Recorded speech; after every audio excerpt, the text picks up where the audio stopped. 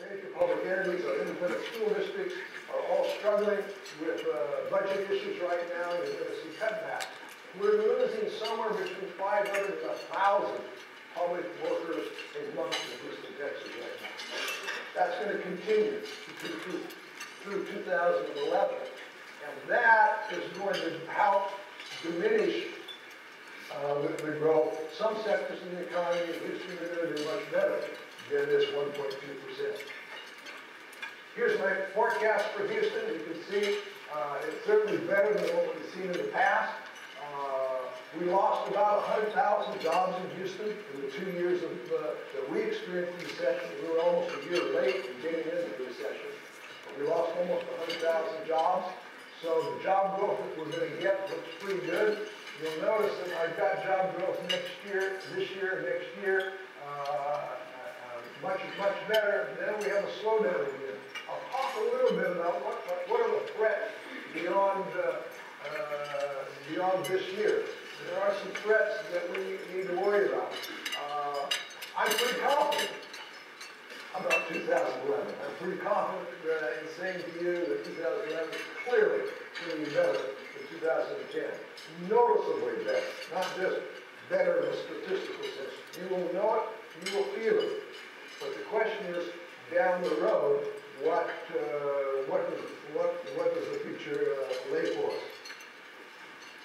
There remains challenges, and these challenges are going to be challenges that are going to be really, really hard for both us and our trading partners to face up to.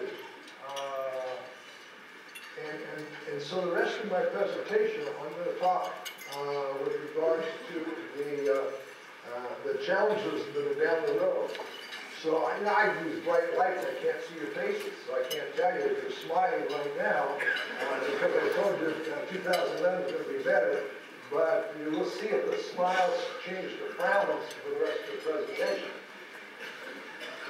One of our biggest worries, and only a few people, you've heard me talk about this before, but only a few people are couching it in these terms.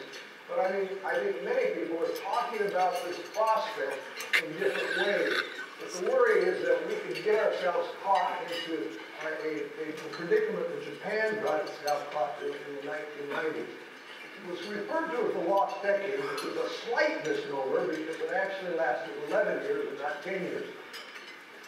And the interesting thing about Japan's, the lost decade for Japan, was a variety of interesting things. One is, look, prior to that, the 2 decades prior to that, look at the average growth rate in Japan.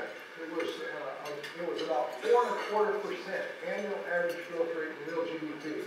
Japan was the darling of the world. Japan was how people, in my opinion, erroneously view China today. Japan was where we were sending our CEOs to learn how to really run a business. Okay? But in 1991, Japan experienced a double-dip hit that was similar to what we experienced in the United States. They had an enormous stock market crash and an incredible real estate bust. Portions of the commercial real estate market in Tokyo lost 90% of their value. Had you known what the value was in 1990, you would have said it was a reasonable correction.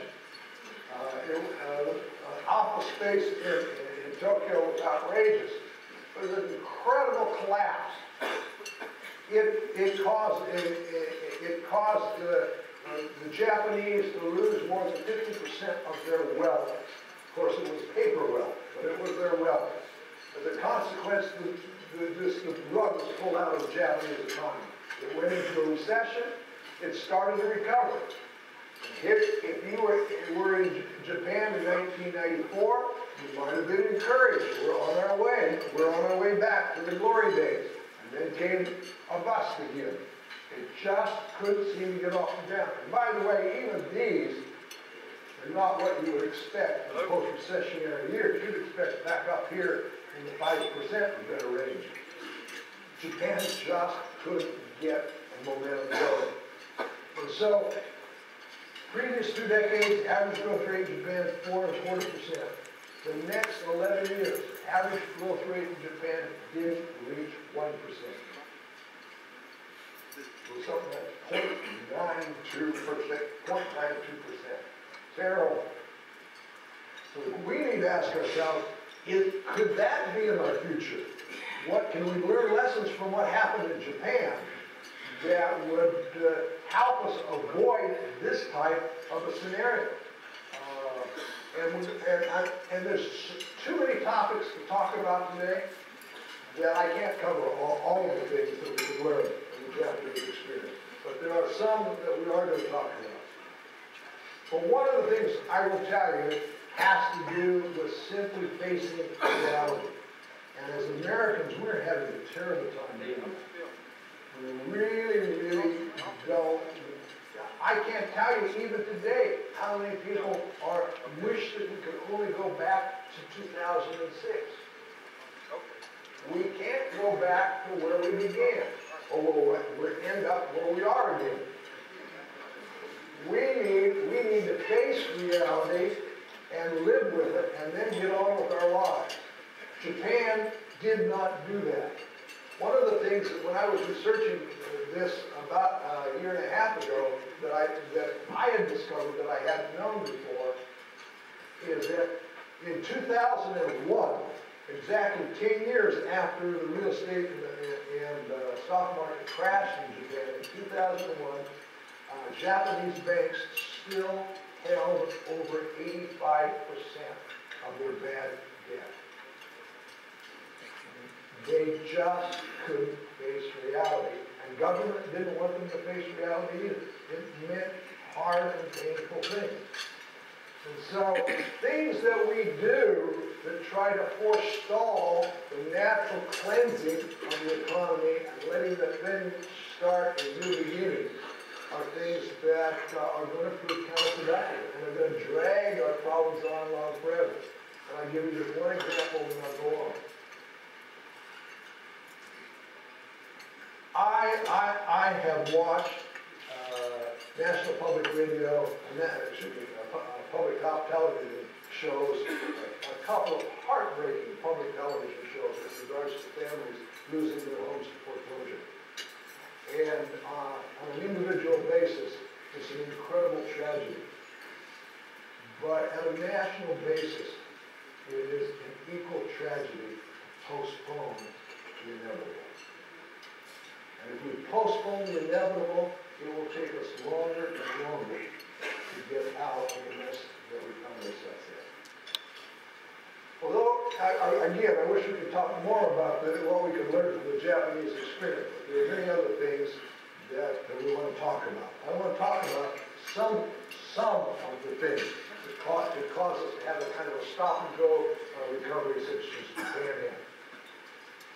One of them we've already talked about. Failing to deal with unresolved problems. And the mortgage market, indeed, is one of those areas.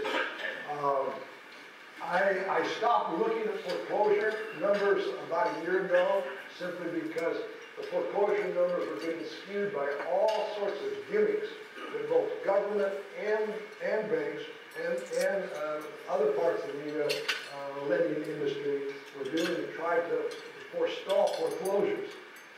But what was more relevant was looking at delinquency rates.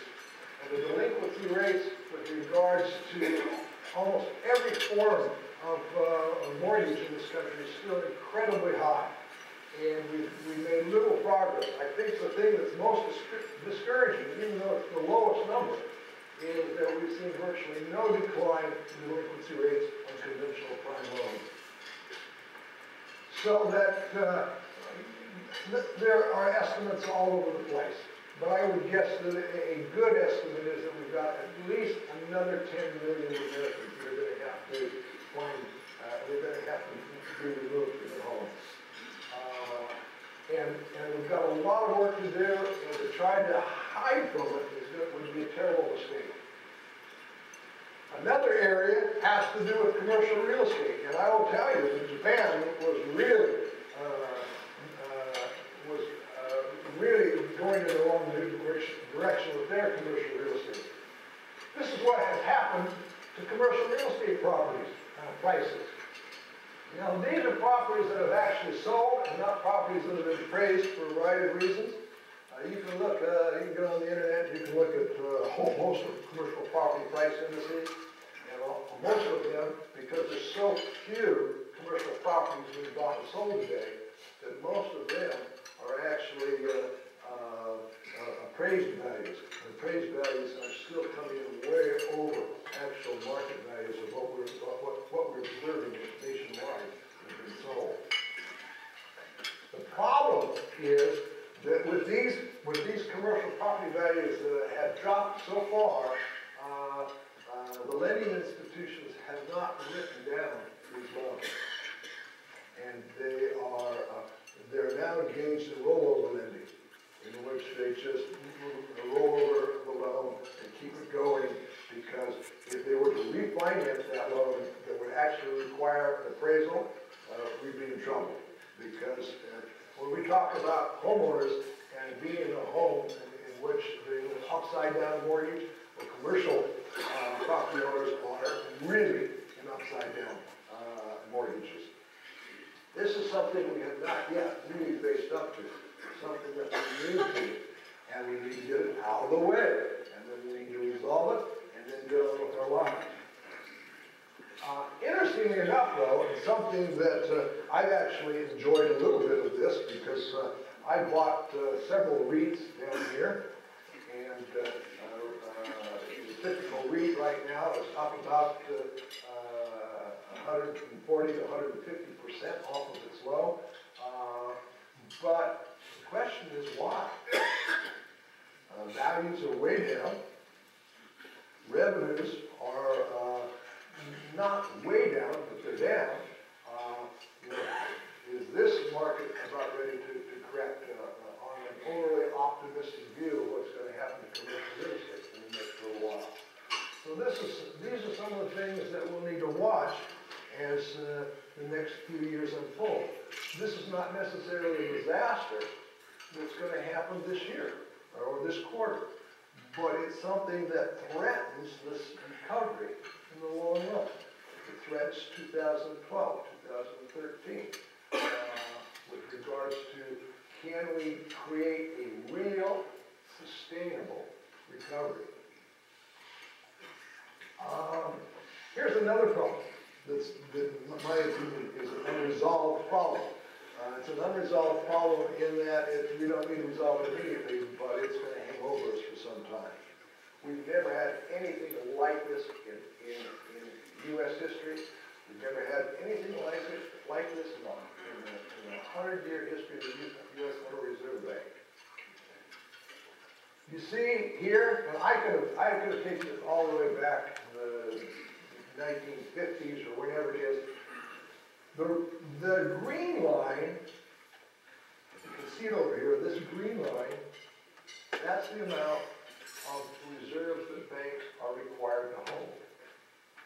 And in almost all cases, that the amount of reserves that banks have and the amount of reserves that they hold are about the same. You can see in this graph, you can't tell the difference. There are little wiggles in there, but you can't see in this graph.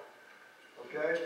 And if the Fed wants to lower short-term interest rates at a particular point in time, all it used to have to do is just increase those reserves a little bit above required reserves, and short-term interest rates, the federal funds rate, would plummet.